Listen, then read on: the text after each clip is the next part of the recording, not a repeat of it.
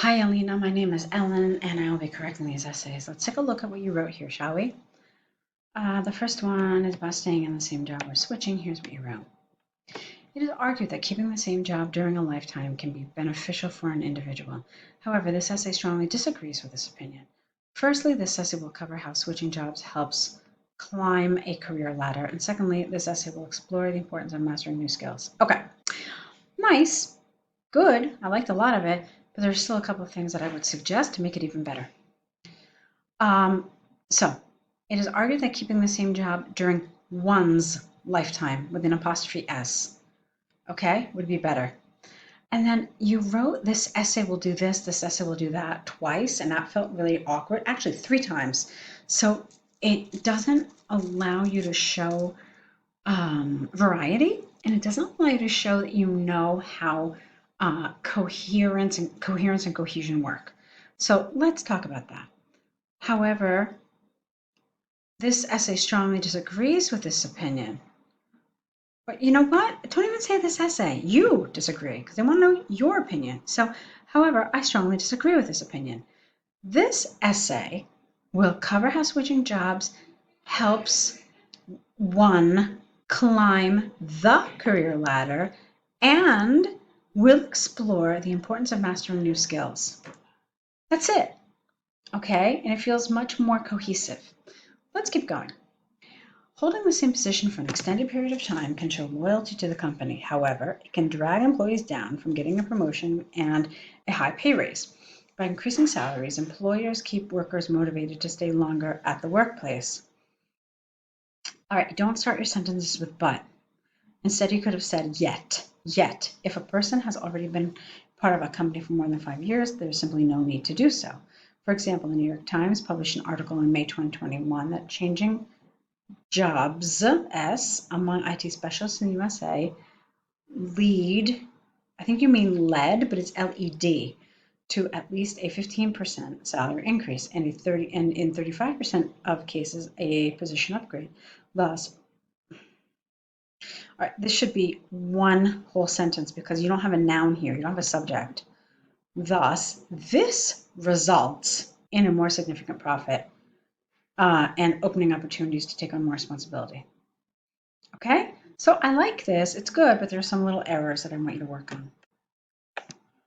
Moreover, with a fast-changing world and technologies, keeping the same job during, how about this, during one's career, okay? Okay. Keeping the same job during one's career becomes a thing of the past. I would have said is becoming a thing of the past because it's something developing, it's something happening. Developing artificial intelligence and machine learning systems it's not one thing, it's two things, make some professions obsolete. Or again, you could have said are making professions obsolete. Hence, people have to constantly educate themselves and learn new skills to be ahead of everybody else. For instance, the company I am working for experienced a massive layoff this year due to new automated AI tools which are introduced in our workflow. Having unique knowledge and experience and being able to adapt to a new reality has never been so important. Okay, and I really like this paragraph, but my question to you is this. Why can't you stay in the same job and just get new skills? Like for some jobs, when you stay for a long time, you get more opportunities for professional development, more training, more education, so forth and so forth. So I didn't really feel like this paragraph explained why switching jobs is so helpful in doing this. Do you understand what I mean? Because you're really just talking about educating yourselves and learning new skills, but you could potentially do that at the same workplace. So you didn't really argue why switching jobs helps this, okay? So you have to be careful with that. All right, to conclude, switching jobs is fastly becoming a norm in our society. It helps with achieving professional financial goals and greatly reduces the chance of being replaced by computers. Okay, that's nice. I like that. So your conclusion was really good. The grammar was very nice. It was a nice kind of concise takeaway on your main viewpoint, so I liked it. Just keep in mind what I said about the other things in the body paragraphs. And of course, in your introduction as well with this essay. Let's keep going. English and homestay.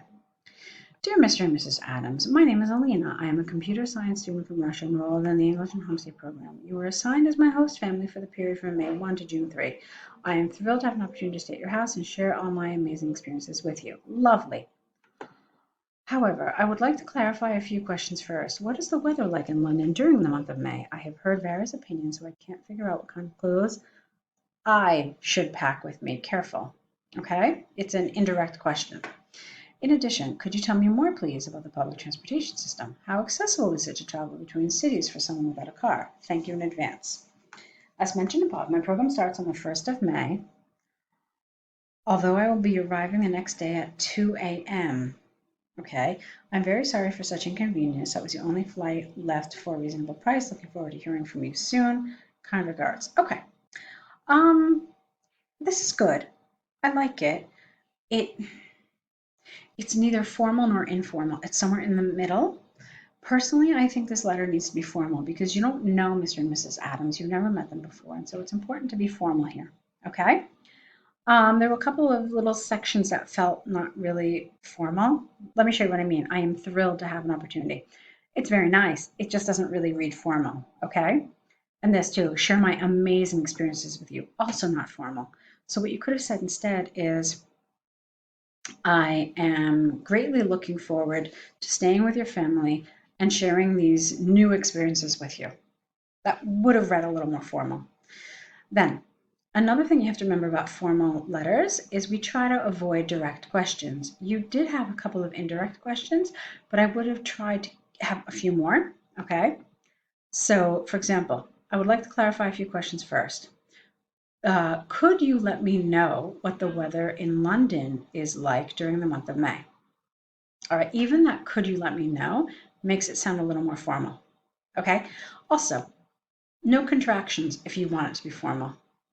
All right, you would write the whole word out. And this too, direct question, how accessible is it to travel? As a sentence goes, it's lovely, but it's just not particularly formal. Okay.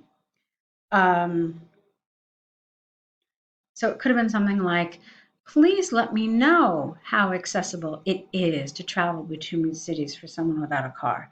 That reads more formal, okay?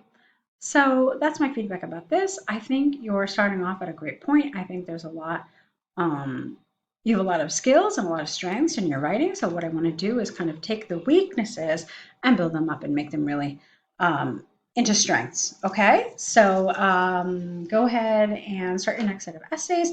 Try to apply the lessons from this set, and I'll meet you back here with your next set. Good luck.